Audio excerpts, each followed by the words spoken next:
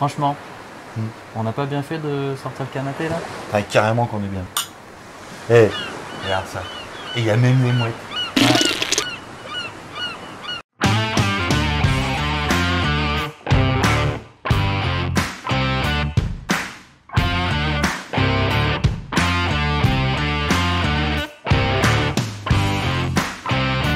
Bienvenue chez Jean-Jacques Tarnacoto. Jean-Jacques t'accueille du lundi au mercredi dans son top de l'automobile. Venez découvrir ses plus beaux bijoux, des véhicules à peine rodés. Jean-Jacques vous offre un service après-vente de qualité. Alors appelle vite Jean-Jacques au 35, 65, 65. Jean-Jacques Tarnac, et t'as rien vu? Salut à tous et bienvenue sur Ghost Driver. Et aujourd'hui, top achat 1500 €. Et il n'y aura pas que des merguez. Eh, moi j'ai des merguez. J'ai les chipots. Ah. Ça, c'est des merguez. Que vous ayez pas trop d'argent, que vous soyez un jeune conducteur, vous cherchez une voiture d'appoint, ou que vous ayez carrément esclaffé votre voiture et les comptes sont vides, il faut à tout prix aller travailler. On vous a fait une petite sélection avec Gaël de voitures à bas coût, intéressantes, et puis surtout, Toutes celles qu'il faudra mieux éviter à 1500 €. parce que des merguez, Ouais, des merguez, il y en a. il y en a un paquet. Alors, pour que la vidéo soit plus claire, on a classé les véhicules par catégorie, des citadines, des compacts, des monospaces, des berlines, des 4x4, non, parce que dans ce budget-là, on n'en trouve pas. Ah. Oui, les Youngtimer, c'est important pour ceux qui aiment les vieilles frites. Et pour évidemment compléter ces catégories, on a classé les biens en premier et celles qu'on vous recommandera pas d'acheter ensuite. Les citadines. Alors, on va commencer par les françaises. Alors, le groupe PSA, on va trouver les 106, 206, Saxo, C2, C3 et C3 pluriel. Oui, c'est trop pluriel. Et aussi, il va y avoir quoi? Des Renault. Et oui, les Renault sont des fois fiables. Alors, chez Renault, on va trouver la Twingo 1, il y a la Clio 1, La Clio la 2. Clio 2, qui a été fiable. Et ça s'est arrêté là pour les Clio. Alors, du côté de nos amis les Allemands, sans surprise, on va retrouver le groupe Volkswagen, donc toutes les petites citadines Volkswagen.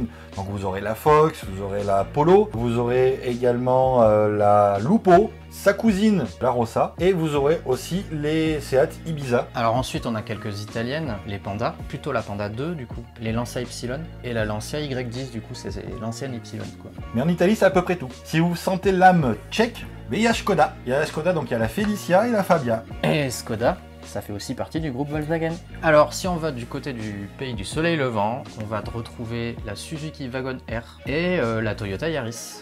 Alors si vous voulez de l'exotique, parce que oui, on peut se faire plaisir avec pas d'argent, avec une citadine, et surtout avec une voiture que ton voisin il aura pas.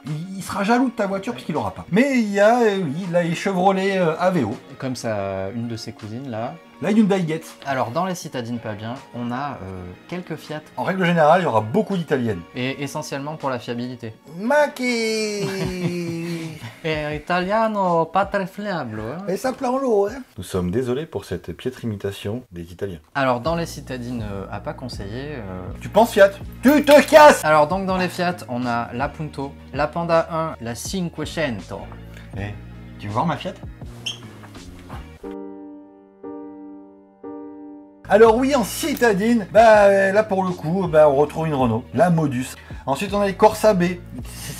Une rogne. Après on a la Fiesta 3. Une rogne. Et enfin les Rover 100. Les compacts. Une fois n'est pas coutume, on va commencer par les françaises. Alors évidemment en compact, il y a largement le choix entre les 306, les 307, les Xara, les C4, la Dacia Logan, les Mégane 1, Mégane 1. Et chez les compacts, on retrouve encore le groupe Volkswagen avec les Golf 3, Golf 4, Bora, Vento, ensuite la cousine Seat Leon, et puis l'Audi A3. Et puis ensuite, on a Mercedes et BM avec la classe A et la série 3. Donc dans la catégorie compact, la série 3 compact. Alors bien évidemment, on retrouve, comme d'habitude, nos chères italiennes. Il y a Ferrari quand même. Je pense pas qu'on puisse parler vraiment de fiabilité pour une Ferrari. Non. On parle de caractère. Quand ça démarre pas, on dit elle a du caractère. En Italie, on retrouve toujours des Fiat, c'est-à-dire donc les Fiat Bravo et Brava. Ensuite, on a la Fiat Tipo et Tempra avec le coffre. Une merde sans nom.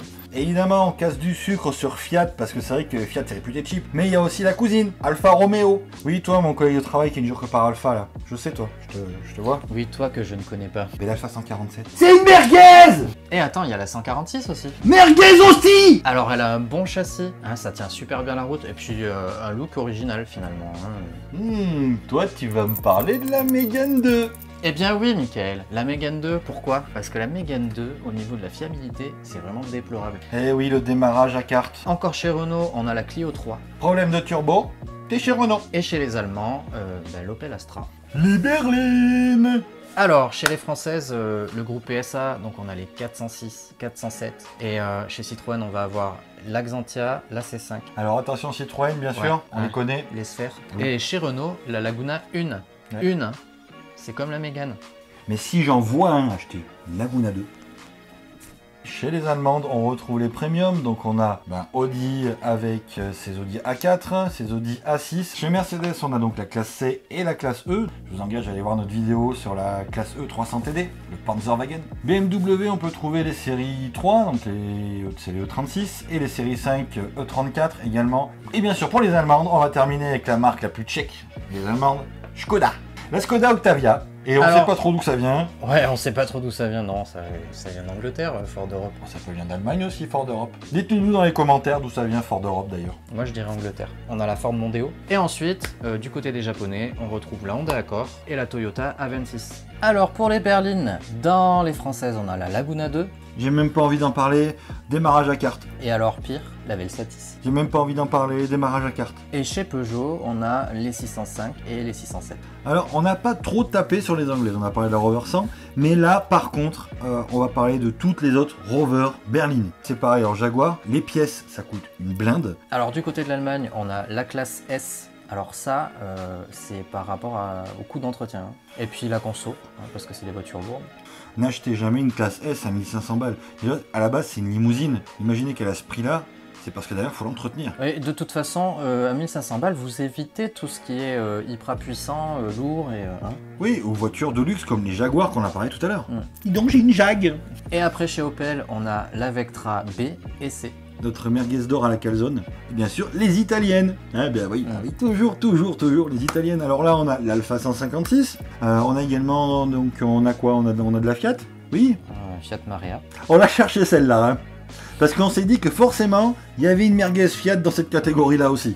Et pour terminer, les Lancia, donc les Lancia Libra, les Lancia Dedra, tout ce qui se termine par H et Lancia et qui a 4 portes. Les monospaces! Alors du coup c'est moi qui vais représenter la France pour les monospaces cette fois-ci. Alors là on retrouve pas mal de choses.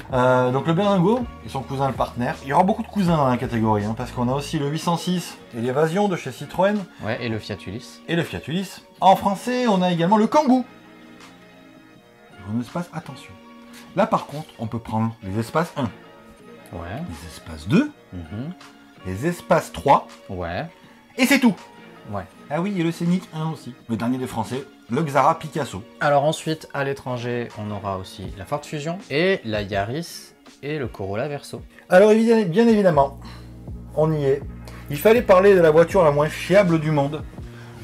Proportionnel au nombre de ventes, hein, attention. Le Scénic 2. Oui, le Scénic 2 est la pire merguez de chez Renault avec 5 sièges indépendants. Moi, je connais quelqu'un qui en avait un qui avait 450 000. Oui, mais il t'en connaît qu'un. Bon, et puis chez Opel, on a le Meriva et le Zafira. Dis-moi mon Gaël, t'aurais Oui. pas oublié l'Opel Agila? Eh ben si, il y a l'Opel Agila aussi qui rentre dans cette catégorie.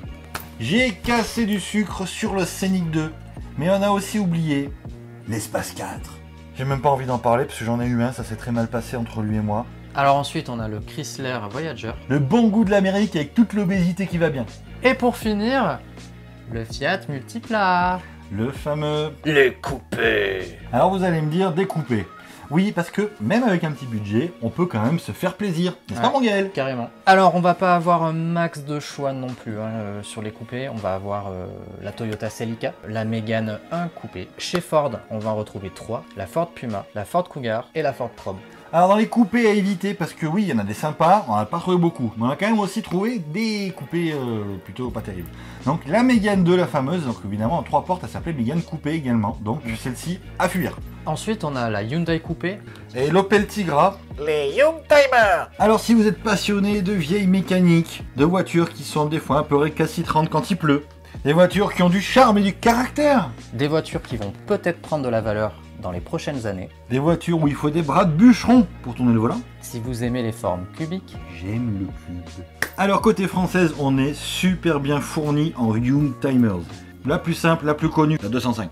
Vous avez chez Renault, évidemment, on a la 4L. faire attention à la rouille avec la 4L. hein. Avec toutes les Renault en général, faut Ouais. attention à la rouille. Chez Peugeot, la 305, la 405, on a également la 309, la 104. La 104, bordel. La 104. Ah oui, la 104. Alors, dans la série des moches, il y a la BX de chez Citroën, on avait compris, la Visa, encore plus moche, et un poil moins moche, la X. Alors, chez les Allemands, on a Audi avec les Audi 80, Audi 90 et Audi 100. Choucroute, Alors, chez Mercedes, on a la 190. Bretzel, Pour terminer les Youngtimers, donc la Corsa 1 Je fais et la la Fiesta 1. Fiesta quoi. Alors dans les Youngtimers à éviter, on va retrouver un paquet d'italiennes. Alors finalement, l'Alfa 33, l'Alfa 45, la Fiat Uno, la Fiat Tipo, la Fiat Tempra, et puis la Lancia Delta. Et puis oui, Ford, la Ford Escort, la MK3 des années 80. Bon, eh ben, je crois que c'est l'heure de la conclusion. hein. On peut aller droit à l'essentiel. En fait, je vous recommande de partir sur des voitures finalement françaises. Le stock de pièces déjà. hein. Voilà, ensuite, des modèles qui sont largement diffusés. Du coup, vous pourrez choisir votre couleur, votre finition, votre motorisation. C'est ça. Généralement, elles sont moins kilométrées. Et puis, vous avez toujours un dealer Renault ou Peugeot à tous les coins de rue. Ouais. Et puis le garagiste, même indépendant, saura réparer n'importe quelle française en fait. hein. Il trouvera les pièces facilement. Alors, il faut pas oublier les japonaises pour ce qui est de la fiabilité. Les japonaises en général sont très fiables. Alors par contre, au niveau de la facilité d'entretien, ça va pas être la même. Les pièces sont souvent chères, les Ouais. modèles sont peu diffusés, donc trouver des pièces à la casse, c'est plus compliqué. Et puis même, il me semble que côté assurance, les japonaises sont un poil plus chères. Elles sont un peu plus chères. Ouais. Les allemandes, donc, oui, elles sont bien équipées, elles sont premium, elles font envie. Attention, cependant, elles ont souvent beaucoup de kilomètres. Bien sûr, dernière petite chose à retenir, vous l'aurez compris, les italiennes, dans ce budget-là, il faut être un connaisseur. Toutes ces voitures qu'on vous a présentées, on a pris des exemples de voitures qui sont roulantes, avec un contrôle technique. Ouais. Parce que, on vous le dira jamais assez, acheter une voiture avec un contrôle technique, ou au pire une contre-visite pour savoir ce qu'il y a dessus. Mais quand il n'y a pas de contrôle, rien, fuyez! On vous remercie de nous avoir regardés. Si la vidéo vous a plu, n'hésitez pas à lâcher un petit like et à commenter. Ouais, nous envoyer un panier garni. Et puis à vous abonner aussi. Important l'abonnement. Si vous voulez nous suivre, les liens sont dans la description pour les réseaux sociaux. N'oubliez toujours pas mon Tinder, parce que ça bouge pas. hein. Ouais, chaud de la quenelle. Exactement. On remercie tous ceux qui ont regardé les précédentes vidéos et qui ont lâché un petit commentaire. Ça nous fait super plaisir. Au moins, il y en a qui se donnent la peine de participer. À bientôt. Sur Ghost Driver. Abonne-toi.